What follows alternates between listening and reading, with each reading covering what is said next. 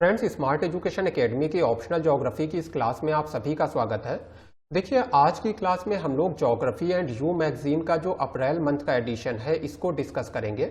इसके पीछे का कारण है कि जो हमारा ऑप्शनल ज्योग्राफी का क्वेश्चन पेपर होता है इसमें बहुत सारे क्वेश्चंस करंट से लिंक्ड आते हैं और ऐसे में जो करंट अफेयर्स की घटनाएं हैं उनकी हमको अच्छी जानकारी होना चाहिए, जिससे कि हम लोग इस तरह के क्वेश्चंस का आंसर दे पाएं। देखिए, वीडियो को स्टार्ट करने से पहले मैं अपने बारे में आपको कुछ बातें बता देता हूं। तो मेरा नाम मयंक त्रिवेदी है। 14 अगस्त 1992 मेरी डेट ऑफ बर्थ है। पिछले 5 सालों से मैं ऑप्शनल ज्योग्राफी और बाकी के सब्जेक्ट्स को पढ़ा रहा हूं। इसके साथ ही जो मेरे बनाए हुए वीडियोस हैं वो यूट्यूब पर सबसे ज़्यादा देखे गए वीडियोस हैं, जैसे क्रिस्टॉलर का मॉडल है, वेबर का मॉडल है। इस तरह से मल्टीपल वीडियोस हैं जिनको यूट्यूब पर सबसे ज़्यादा देखा गया है। देखिए, अगर आप मुझसे जुड़ना चाहते हैं तो आप मेरे टेलीग्राम ग्रुप को ज्वाइन कर सकते हैं। इस ग्रुप का जो लिंक है वो आपको डिस्क्रिप्शन बॉक्स में मिल जाएगा और इसके साथ ही जो कमेंट बॉक्स है वहां पर भी पहला कमेंट आपको जो मिलेगा उसमें आपको टेलीग्राम ग्रुप का लिंक मिल जाएगा। अगर देखिए आपको जो मैं लेक्चर्स देता हूं इसकी पीडीएफ चाहिए है तो हमारी वेबसाइट www.smarteduacademy.com के ऊपर ये पीडीएफ अवेलेबल है। यहाँ पर मैं आपको एक शॉर्ट ट्यूटोरियल में बता दूंगा कि इन पीडीएफ को आप कैसे डाउनलोड कर सकते हैं और कैसे हमारे जितने भी लेक्चर्स हैं उसको वेबसाइट के ऊपर देख सकते हैं। तो जब आप अपने ब्राउजर में हमारा URL www.smarteduacademy.com डालेंगे तो इस तरह से हमारा वेब पेज ओपन होकर आ जाएगा। इसको आप अपने मोबाइल से भी एक्सेस कर सकते हैं और अपने कंप्यूटर से भी एक्सेस कर सकते हैं।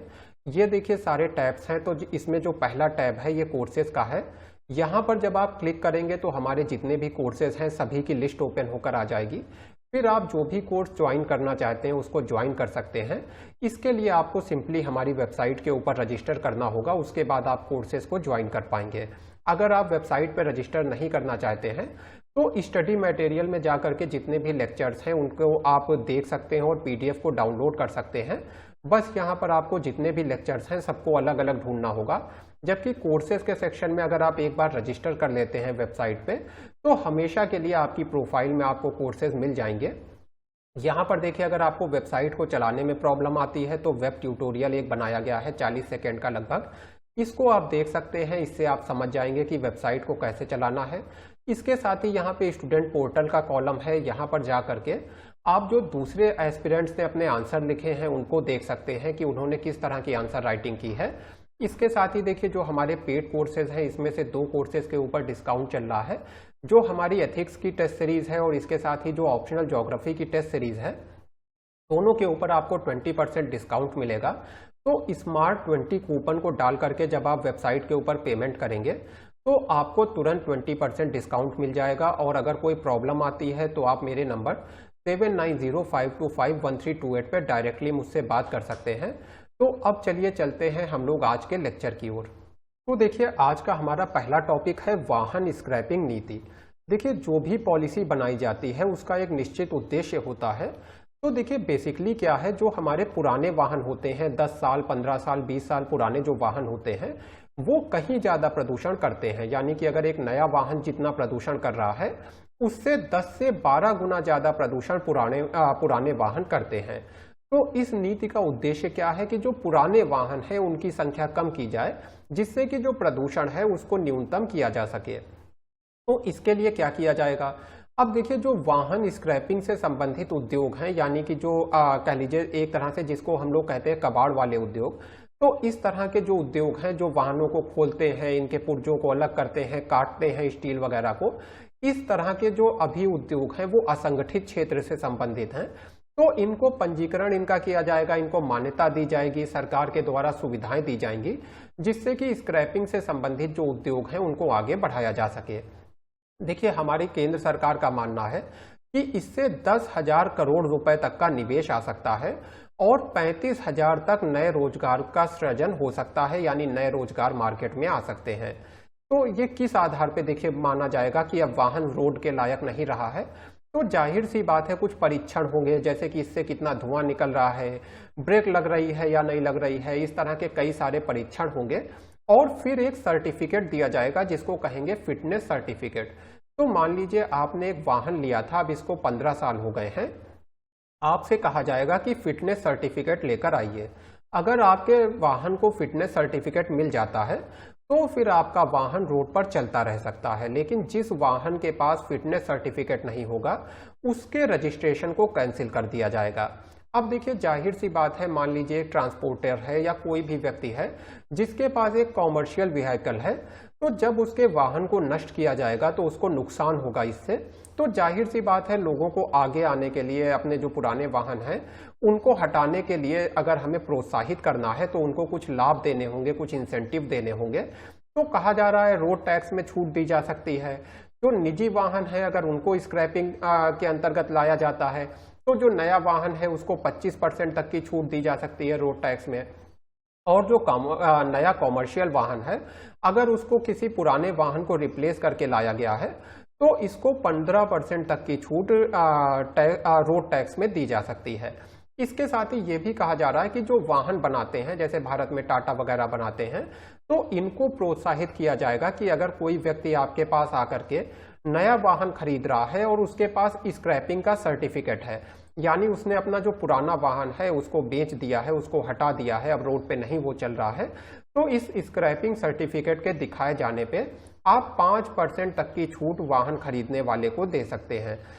इसके साथ ही जो पंजीकरण वाहन का कराना होता है इसमें भी शुल्क, इसका भी जो शुल्क है, जो फी है, उसमें छूट दी जाएगी। ये सारी बातें चल रही हैं। तो ये हो गई आपकी वाहन स्क्रैपिंग नीति, जिसका उद्देश्य है जो वाहनों से होने वाला प्रदूषण है उसको कम किया जाए और इसके लिए जो पुराने वाहन हैं इनकी संख्या रोड पर कम की जाए। अब देखिए, उड़ीसा में एक वन अभयारण्य है सिम्पलीपाल, कहीं पे लिखा मिलेगा, कहीं पे सिमलीपाल। तो बेसिकली ये उड़ीसा का है और अभी हाल में इसमें आग लग गई थी। तो यहाँ पर प्रीलिम्स में भी आपसे क्वेश्चन आ सकता है और इसके साथ ही जो वनों में आग लगने की घटनाएं हैं ये मेंस का भी एक टॉपिक है। तो देखिए, सिम्पलीपाल जो टाइगर रिजर्व है ये उड़ीसा में है। ये एक नेशनल पार्क भी है और इसके साथ ही यूनेस्को बायोस्फीयर रिजर्व भी है। तो ये एक टाइगर रिजर्व है, इसके साथ ही नेशनल पार्क है और बायोस्फीयर रिजर्व भी है। इसका नाम सिमुल शब्द से लिया गया है, जिसका मतलब होता है सिल्क कपास। तो सिमुल शब्द से ये सिमलीपाल या सिम्पलीपाल शब्द बना है। जब गर्मी का मौसम शुरू हो रहा होता है तो शुष्कता बहुत बढ़ जाती है, यानी कि ड्राइनेस बहुत ज़्यादा हो जाती है। और इसके साथ ही क्योंकि जो यहाँ के वन हैं वो पर्णपाती हैं, यानी कि जब गर्मियों का मौसम शुरू हो रहा होता है तो ये अपनी पत्तियां भी गिरा देते हैं। इसकी वजह से क्या होता है कि ये जो पत्तियां हैं बहुत ज़्यादा सूखी हैं और आसानी से आग पकड़ लेती हैं। तो जो सिमलीपाल है ये एक एक्चुअल में रेंज भी है। इसकी सबसे ऊंची चोटी है खैरी बुरी। ये सिमलीपाल के बारे में कुछ जानकारी हो गई। इसके साथ ही यूरोपीय संघ के द्वारा right to repair for electronic अधिकार दिया गया है। अब देखिए क्या है, वर्तमान में लोग 1 साल या 2 साल फोन वगैरह को यूज करते हैं, उसके बाद फेंक देते हैं। इसी तरह से रेफ्रिजरेटर है, एयर कंडीशंस है, सभी चीजों को फेंके जाने की प्रवृत्ति है। इससे होता क्या है, बहुत ज्यादा ई कचरा जो है वातावरण में जा रहा है। अब ये ई कचरा हमारे समुद्र के पारिस्थितिकी तंत्र के लिए नुकसानदेह है, क्योंकि प्लास्टिक है, इसके साथ ही लेड है, मल्टीपल इसमें ऐसी चीजें यूज होती हैं जो हमारी जमीन को अनुर्वर बनाता है, पानी को विषाक्त करता है, समुद्रों को विषाक्त करता है, जीव जंतुओं के लिए खतरनाक है। तो इसीलिए यूरोपीय संघ ने कहा कि अब से जो हमारे यहाँ के उपभोक्ता हैं उनके पास एक अधिकार होगा कि वो अपनी चीजों को रिपेयर करा सकते हैं। जो इलेक्ट्रॉनिक आइटम है 10 साल तक कंपनी को इन इलेक्ट्रॉनिक आइटम्स को रिपेयर करना पड़ेगा, क्योंकि जब चीजें रिपेयर होंगी तो नया इलेक्ट्रॉनिक कचरा जनरेट नहीं होगा। तो अगर आज आपने कोई चीज ली है तो आपके पास, अगर आप यूरोपियन यूनियन के कहीं नागरिक हैं, तो आपके पास अगले 10 सालों तक अधिकार होगा कि आप अपनी चीज को दोबारा रिपेयर करा सकें। इसके साथ ही देखिए एक कार्बन बॉर्डर एडजस्टमेंट मैकेनिज्म लाई गई है। ये अपने आप में एक अलग टॉपिक है, इसका भी संबंध ईयू से है।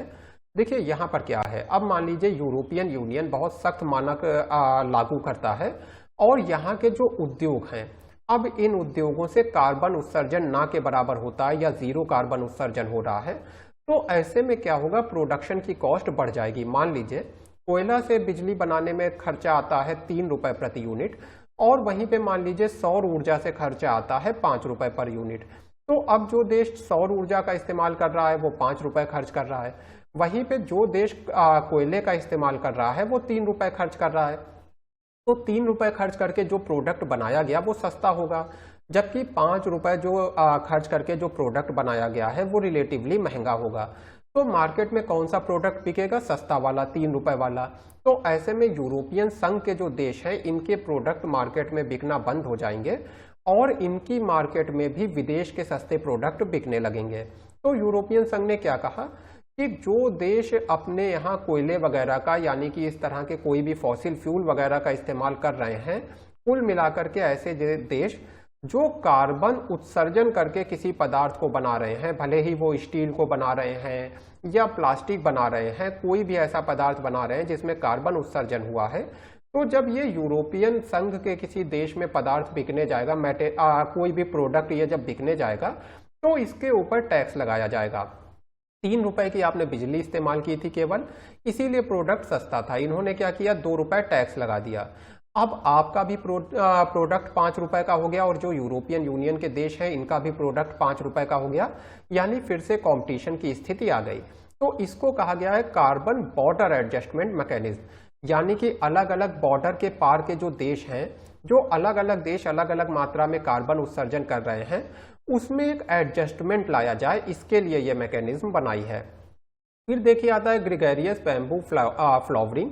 देखिए बेसिकली क्या है, जो बैम्बू प्लांट होता है ये 60 से 130 सालों में केवल एक बार इसमें पुष्पन होता है, और जब पुष्पन होता है तभी जो ये जो पुष्प गिरते हैं इसी से नए बैम्बू के जो पेड़ हैं वो सामने आते हैं। इसके बाद क्या होता है, जो बैम्बू प्लांट है वो उसकी मृत्यु हो जाती है, यानी वो नष्ट हो जाता है। अब देखिए इसमें समस्या क्या होती है कि जब ये घटना होती है तो जो चूहे हैं, गिलहरी हैं, वो सभी खेतों की तरफ किसानों के भागते हैं, जिससे कि किसानों को कुछ नुकसान होता है। तो जो अलग अलग क्षेत्रीय समुदाय हैं उसमें उन्होंने इसे अलग अलग नाम दिया है, जैसे किसी ने कहा है कि डेथ ऑफ बैम्बू प्लांट, इसके साथ ही अन्य नाम भी दिए हैं। इसके बाद देखिए हिमाचल प्रदेश के जो मुख्यमंत्री हैं उन्होंने कहा है कि हिमाचल प्रदेश के जो शीत मरुस्थल हैं वहां पर सीबकथॉर्न पौधे की कृषि की जाएगी या प्लांटेशन किया जाएगा। पहले तो बात आती है कि यह सीबकथॉर्न पौधा क्या है। तो देखिए इस सीबकथॉर्न पौधे की जो सहनशीलता है वो बहुत ज्यादा है। बेसिकली ये समशीतोष्ण जो क्षेत्र होते हैं वहां का पौधा है, और ये पौधा -43 डिग्री सेल्सियस से लेके और फिर 40 डिग्री सेल्सियस तक जीवित रह सकता है, यानी बहुत कम तापमान से लेके बहुत ज्यादा तापमान तक जीवित रह सकता है। अब देखिए जो हिमाचल प्रदेश के शीत मरुस्थल हैं, जाहिर सी बात है जब शीत मरुस्थल है, बहुत ज्यादा ठंड पड़ती है, तो हर तरह का पौधा यहाँ पे जीवित नहीं रह पाएगा। तो इसीलिए यहाँ पर सीबकथॉर्न को लगाने का फैसला लिया गया है। अब देखिए निश्चित रूप से सीबकथॉर्न के कुछ लाभ हैं, इसीलिए इस फैसले को लिया गया है। तो पहली बात है इसमें शुगर है, कार्बनिक एसिड है, इस तरह के आपको बहुत सारे न्यूट्रिशियस पदार्थ मिल जाएंगे जो मनुष्य के लिए अच्छे हैं, यानी कि इसका जो फल होता है वो पोषक तत्वों से युक्त है और मनुष्य के लिए अच्छा है। इसके साथ ही ईंधन के रूप में इसका उपयोग हो सकता है, पशुओं के चारे के रूप में इसका उपयोग हो सकता है। ये पौधा मृदा अपरदन को भी रोकता है, और जो चिकित्सीय क्षेत्र में औषधि निर्माण का क्षेत्र है वहां पे भी ये जो पौधा है बहुत ज्यादा उपयोगी है। आपको ये पौधा कहाँ कहाँ मिलेगा, तो मंगोलिया है, चीन है, तिब्बत है, रूस, कनाडा, भारत और पाकिस्तान, इन सभी जगहों पे समशीतोष्ण जो क्षेत्र हैं वहां पे आपको ये पौधा मिल जाएगा। अगर भारत के आप लद्दाख में जाएं या स्पीति घाटी में जाएं तो आपको ये पौधा मिल जाएगा। इसके बाद आती है केन बेतवा नदी जोड़ो परियोजना। अब देखिए ये वैसे बहुत पुरानी परियोजना है, लेकिन इसके ऊपर एक अपडेट है कि अभी जो हमारे उत्तर प्रदेश के मुख्यमंत्री हैं और जो हमारे मध्य प्रदेश के मुख्यमंत्री हैं उन्होंने आपस में एक मीटिंग की और इस योजना को जो आगे बढ़ाने का प्रस्ताव है उसको स्वीकार कर लिया, यानी अब जल्दी ही इस योजना के परियोजना के ऊपर काम शुरू हो जाएगा। तो देखिए इस परियोजना में क्या होगा, जो केन नदी है इसका जो अतिरिक्त पानी है उसको बेतवा नदी में पहुंचा दिया जाएगा। इसके अंतर्गत देखिए कौन कौन से निर्माण काम होंगे, तो दाऊधन बांध बनेगा, एक नहर बनेगी, इसके साथ ही लोअर आयर परियोजना है, कोठा बैराज है और बीना संकुल बहुउद्देशीय परियोजना है। ये सारे काम इस केन बेतवा नदी जोड़ो परियोजना के अंतर्गत किए जाएंगे। लाभ इसके क्या क्या है, 10.62 लाख जो हेक्टेयर का कृषि क्षेत्र है वहां पे सिंचाई संभव होगी, 62 लाख लोगों को पेयजल उपलब्ध होगा, 103 मेगावाट जल विद्युत का उत्पादन हो सकेगा। अब देखिए जिनको यूपी पीसीएस देना है या जिनको एमपी पीसीएस का एग्जाम देना है उन लोगों को इस टॉपिक को कहीं ज़्यादा डिटेल में पढ़ लेना चाहिए। अगर देखिए मध्य प्रदेश की बात करें, पन्ना, टीकमगढ़, छतरपुर, सागर, दमोह, दतिया, विदिशा, शिवपुरी और रायसेन, इन सभी जिलों को परियोजना का लाभ होगा। उत्तर प्रदेश की बात करें तो बांदा, महोबा, झांसी, ललितपुर जिलों को लाभ होगा। नकारात्मक पक्ष क्या है कि जो दाऊधन बांध बनेगा, इससे बड़ी मात्रा में जमीन डूब जाएगी और उसमें से भी जो 4206 हेक्टेयर भूमि है वो ऐसी है जहां पे एक वन अभयारण्य है, यानी कि जो पारिस्थितिकी तंत्र है उसको बहुत ज्यादा नुकसान पहुंचेगा। इसके बाद देखिए एक टॉपिक आता है भारत में कार्बन सिंक। मान लीजिए यूपीएससी आपसे क्वेश्चन करती है कि क्या भारत शून्य कार्बन उत्सर्जन वाला देश बन सकता है। जैसे यूरोपियन यूनियन के बारे में मैंने अभी पढ़ाया कि वो लोग कोशिश कर रहे हैं 2050 तक जो कार्बन सिंक है जो कार्बन उत्सर्जन है उसको मिनिमम करने का। तो ऐसे ही भारत के बारे में पूछा जा सकता है कि भारत भी क्या ऐसा कुछ कर सकता है। तो देखिए हमेशा ऑप्टिमिस्टिक आंसर देते हैं, हम कहेंगे वैसे तो हम एक विकासशील देश हैं, लेकिन फिर भी विकासशील देशों के मुकाबले हम लोग कहीं ज्यादा प्रयास कर रहे हैं, बल्कि जो अमेरिका जैसे विकसित देश हैं हमारा प्रयास उनसे भी कहीं ज्यादा है। तो हमने क्या क्या किया है, 175 गीगावाट की जो नवीनीकृत ऊर्जा है इसका हमने लक्ष्य ले रखा है। इसके साथ ही 2030 तक का हमारा लक्ष्य है कि वृक्ष आवरण से हम लोग 2.5 से 3 बिलियन तक कार्बन का सिंक करेंगे। प्रतिपूरक वनीकरण निधि है हमारे देश में, कैंपा का प्रावधान है, इसको आगे कभी हम लोग डिटेल में देखेंगे। राष्ट्रीय हरित भारत मिशन चल रहा है, तो हमारी जो जलवायु से संबंधित राष्ट्रीय कार्य योजना है उसका ही एक भाग है राष्ट्रीय हरित भारत मिशन। इसमें भारत में वृक्ष लगाने और भी बहुत सारे प्रावधान किए गए हैं। 2030 तक जो हमारे यहाँ की डिग्रेडेड लैंड है, जो खराब हो गई है, या फिर कह लीजिए जो लैंड हमारे यहाँ डिग्रेडेड हो रही है, जो खराब हो रही है, इसको 0 तक ले जाने का लक्ष्य है। यानी हमारी कोई भी जो जमीन है वो अवक्रमित ना हो या खराब ना हो। इसके साथ ही जो पहले के समय में 26 मिलियन हेक्टेयर भूमि खराब हो गई है, इसकी भी पुनर्बहाली करने का लक्ष्य है, यानी इसको फिर से उपजाऊ बनाने का लक्ष्य है। अगर हम लोग भारत वन स्थिति रिपोर्ट 2019 की बात करें तो भारत में जो वनों में कुल कार्बन भंडार है वो 42.6 मिलियन टन तक पहुंच गया है, जो बहुत ज्यादा है। और इसके साथ ही जैसे रसोई गैस वगैरह है तो इसके लिए उज्ज्वला योजना चलाई जा रही है, जिसकी वजह से जो पारंपरिक ईंधन है उनकी वजह से जो बहुत ज्यादा पर्यावरण में प्रदूषण होता है लकड़ी वगैरह को जलाने से, उसको न्यूनतम किया जा सके, इसके लिए रसोई गैस वगैरह का वितरण किया गया है। अब देखिए कुछ और ऐसे इंपॉर्टेंट कॉन्सेप्ट हैं जो रह गए हैं। तो इसी में पहला कॉन्सेप्ट आता है जीरो टिलेज एग्रीकल्चर का। देखिए क्या है, जब हम लोग अपने खेत में किसी फसल का उत्पादन करते हैं तो फसल के कुछ अवशेष होते हैं जो खेत में रह जाते हैं। यानी कि आपने फसल की जब कटाई कर दी, इसके बाद भी कुछ ऐसे अवशेष होंगे जो आपके खेत में रह जाएंगे। अब इस अवशेष को खेत से अलग करने के लिए, मृदा से अलग करने के लिए आप जुताई का काम करते हैं। लेकिन देखिए यहाँ पर एक समस्या आती है कि आप कह सकते हैं कि मल्टीपल समस्याएं आती हैं। पहली समस्या की जो खेत की मिट्टी है इसके अंदर कार्बन स्टोर रहता है, क्योंकि मिट्टी में भी कार्बन सिंक की प्रक्रिया होती है और इस तरह से जो मिट्टी है इसमें कार्बन स्टोर रहता है अच्छी खासी मात्रा में।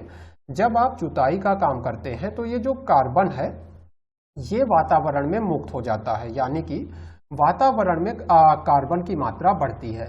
इसके साथ ही हम लोग जानते हैं कि जो हमारी मिट्टी होती है इसमें आर्द्रता होती है, यानी कि मिट्टी की जो अलग अलग परतें हैं इसमें आपको आर्द्रता या ह्यूमिडिटी मिलेगी। जब आप मिट्टी को गहराई तक खोद देते हैं तो इससे क्या होता है कि जो गीली मिट्टी है या जो आर्द्रता वाली मिट्टी है वो ऊपर की ओर आ जाती है और ये सन की जो रेज है, सूर्य की जो किरणें हैं उसके सामने एक्सपोज हो जाती है। इससे क्या होता है कि जो मिट्टी है उसकी नमी समाप्त हो जाती है और हमारी पृथ्वी का जो जल स्तर है वो भी नीचे जाता है। तो इस तरह से कई सारी प्रॉब्लम्स हैं। इसके साथ ही आपकी जो मिट्टी है इसकी उर्वरता की जो शक्ति है वो भी नष्ट हो जाती है। तो कई सारी प्रॉब्लम्स हैं जिसकी वजह से इस टिलेज एग्रीकल्चर पे जोर दिया जा रहा है। इसमें देखिए किया क्या जाता है कि बिना मिट्टी की जुताई किए डायरेक्टली मशीनों के माध्यम से या कुछ पारंपरिक तरीकों से जो बीज है उसको डायरेक्टली मिट्टी के अंदर रोपित कर दिया जाता है। यानी कि ये जो जुताई वाली प्रक्रिया है इसको समाप्त कर दिया जाता है और बीज को बिना जुताई किए ही मिट्टी के अंदर आरोपित कर दिया जाता है या बीज को बिना जुताई किए ही बो दिया जाता है। इसके बाद आती है हाइड्रोपोनिक्स। अब देखिए हाइड्रोपोनिक्स क्या है। देखिए हमारे जितने भी पेड़ पौधे हैं ये सभी पोषक तत्वों से जीवित रहते हैं और इन पोषक तत्वों की आपूर्ति इन्हें जो हमारी मिट्टी या मृदा है इनके द्वारा होती है। पर देखिए हाइड्रोपोनिक्स में क्या होता है, इसमें बेसिकली प्लांटेशन किया जाता है और ये प्लांटेशन करने के लिए मिट्टी की जगह वाटर का यूज किया जाता है। तो पौधों को जो भी न्यूट्रिएंट्स चाहिए, जो भी पोषक तत्व चाहिए, उनको वाटर में घोल दिया जाता है और इसके बाद पौधे जो पोषक तत्व हैं इसको पानी से ही प्राप्त कर लेते हैं अपनी जड़ों के माध्यम से। इसमें होता क्या है, पौधों को ज्यादा पोषक तत्व मिलते हैं, आसानी से पोषक तत्व मिलते हैं। इस वजह से जो पौधे हैं, जो प्लांट्स हैं, उनकी ग्रोथ तेज होती है। ये हो गया हाइड्रोपोनिक्स।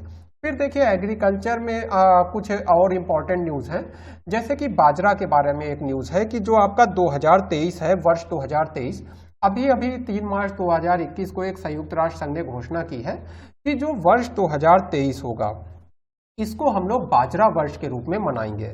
अब बाजरा वर्ष के रूप में क्यों मनाया जा रहा है, जाहिर सी बात है जिससे कि जो बाजरे की फसल है इसके प्रति ज्यादा जागरूकता है।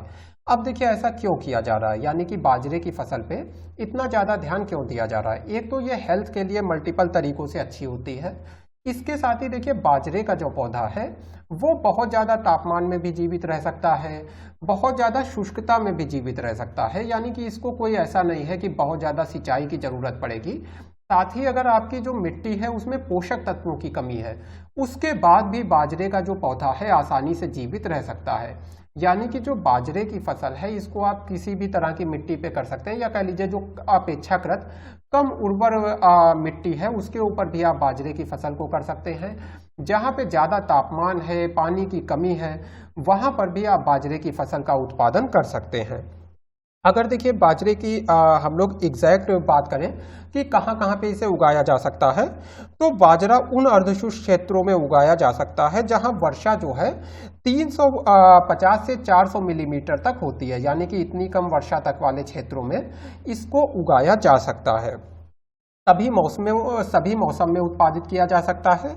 और देखिए थोड़ा सा ध्यान रख लीजिए कि हेल्थ के लिए ये किन किन चीज़ों में अच्छा है, जैसे कि जो आपका हृदय का स्वास्थ्य है उसके लिए अच्छा है, आपका जो वजन है इसको कम करने में मदद करता है, पाचन संबंधी जो विकार हैं इसको दूर करता है, कैंसर को रोकने में मदद करता है। देखिए एक आज के समय की बड़ी समस्या कैंसर रोग बनता जा रहा है, इस पे काफ़ी कुछ रिसर्च भी हो रहे हैं, तो कैंसर को रोकने में बाजरा हेल्प करता है। ब्लड शुगर का जो स्तर है इसको नियंत्रित करता है, यानी डायबिटीज़ के लिए अच्छा है। और जो डायबिटीज़ है ये वर्ल्ड की जो सबसे ज़्यादा किलर बीमारीज हैं, सबसे ज़्यादा जान लेने वाली बीमारी हैं, उसमें से एक बीमारी है। तो यानी कि अगर आपसे बाजरे के ऊपर कोई चीज़ पूछी जाए तो आप कहीं ज़्यादा डिटेल में बता पाएंगे कि ये किस तरह से हेल्पफुल है। इसके साथ ही देखिए एक और छोटा सा न्यूज़ का पॉइंट है जिसमें लाल चावल और बुद्धा चावल की बात की गई है। तो बेसिकली देखिए ये दोनों ही चावल की किस्में हैं। जो बुद्धा चावल है इसको काला चावल भी कहा जाता है। बेसिकली ये जो बुद्धा चावल है इसमें बुद्धा शब्द को इसलिए लाया गया है जिससे कि जो बुद्धिस्ट कंट्री हैं वहां पे इसकी ज़्यादा सेलिंग हो सके। इसके साथ ही जो आपका लाल चावल है इसमें लोहा ज़्यादा होता है, या कह लीजिए लौह तत्व ज़्यादा होता है। ये असम का बेसिकली एक चावल है, तो इसको लाल चावल के नाम से जाना जाता है और इसके भी निर्यात को बढ़ाने के लिए भारत सरकार प्रयत्न कर रही है। अब देखिए आज का अंतिम टॉपिक है भारत में जल संरक्षण। तो वैसे तो देखिए यहाँ पे कई सारी बातें आपको खुद से पता होंगी, लेकिन मान लीजिए इसके ऊपर एक क्वेश्चन आ जाता है कि भारत में जल संरक्षण के लिए कौन कौन से उपाय किए गए हैं। तो यहाँ पर आपको सारी इंफॉर्मेशन जो अभी तक किया गया है वो एक साथ मिल जाएगी। देखिए सबसे पहले बात आती है कि भारत का जो केंद्रीय जल आयोग है वो बताता है, या उसके आंकड़ों के मुताबिक वर्ष 2011 में भारत में जो प्रति व्यक्ति पानी की उपलब्धता थी वो 1545 मीटर क्यूब थी, यानी कि 1545 घन मीटर पानी हर व्यक्ति के लिए उपलब्ध था। अब माना जा रहा है 2021 के लिए एक अनुमान है कि वर्तमान में 2021 में जो पानी की उपलब्धता है प्रति व्यक्ति पे वो कम होकर के 1486 मीटर क्यूब रह गई है, यानी कि काफी कमी आई है प्रति व्यक्ति जल उपलब्धता में। अब देखिए अगर किसी देश में जो प्रति व्यक्ति पानी की उपलब्धता है वो 1700 मीटर क्यूब से नीचे होती है तो इसको कहा जाता है कि जल तनाव की स्थिति चल रही है। इसके साथ ही अगर ये 1000 मीटर क्यूब से भी नीचे पहुंच जाती है तो इसको कहा जाता है जल संकट की स्थिति चल रही है। तो हमारा देश ऑलरेडी जल के तनाव के दौर से गुजर रहा है और जिस तेजी से हमारे यहाँ प्रति व्यक्ति पानी की उपलब्धता कम हो रही है, उस हिसाब से देखते हुए लगता है कि जल्दी ही हम जल संकट के दौर में प्रवेश कर जाएंगे अगर हमने कुछ समय रहते नहीं किया। देखिए, ये जो आपका टॉपिक है ये एसे का भी एक टॉपिक हो सकता है और ऑप्शनल के साथ साथ एसे में भी आपको और साथ ही जनरल स्टडीज में भी आपको ये जो फैक्ट है बहुत ज़्यादा हेल्प करने वाला है। तो देखिए, पहले हम लोग समझेंगे कि अलग अलग राज्यों में क्या किया जा रहा है, यानी राज्यों की कौन सी योजनाएं हैं। तो देखिए, जैसे कि मुख्यमंत्री जल स्वावलंबन अभियान है राजस्थान का, सुजलम सुफलम अभियान है गुजरात का, तेलंगाना का है मिशन काकतीय, आंध्र प्रदेश में एक अभियान चलाया जा रहा है जल को बचाने के लिए नीरू चट्टू, और पंजाब में है पानी बचाओ पैसे कमाओ। तो इस तरह से अलग अलग राज्य सरकारों ने अपने यहाँ पे अलग अलग अभियान चलाए हैं जल की जो कमी हो रही है इस मामले में संवेदनशीलता को समझते हुए। अच्छा, इसके साथ ही नेशनल लेवल पे क्या क्या हो रहा है। तो 2019 में जल शक्ति अभियान सामने आया। इसमें देखिए क्या है, 256 जो जिले हैं उनमें जल उपलब्धता जो है इसकी स्थिति में सुधार के लिए कदम उठाए जाएंगे। यानी कि जो 2019 का जल शक्ति अभियान है इसका लक्ष्य है 256 जो भारत के जिले हैं जहां पे जल की कमी है वहां जल उपलब्धता की स्थिति में सुधार करना। इसके साथ ही अभी इस साल मार्च 2021 में कैच द रेन अभियान चलाया गया। ये कैच द रेन अभियान आपको अच्छे से याद रखना, इसको प्रधानमंत्री जी ने शुरू किया है। इसमें क्या करना है कि हमारे देश के जितने भी जिले हैं सभी में जो वर्षा का पानी होता है, देखिए नाम ही है कैच द रेन, यानी कि जो वर्षा का पानी है उसको संरक्षित करना, उसको अपने उपयोग में लाना।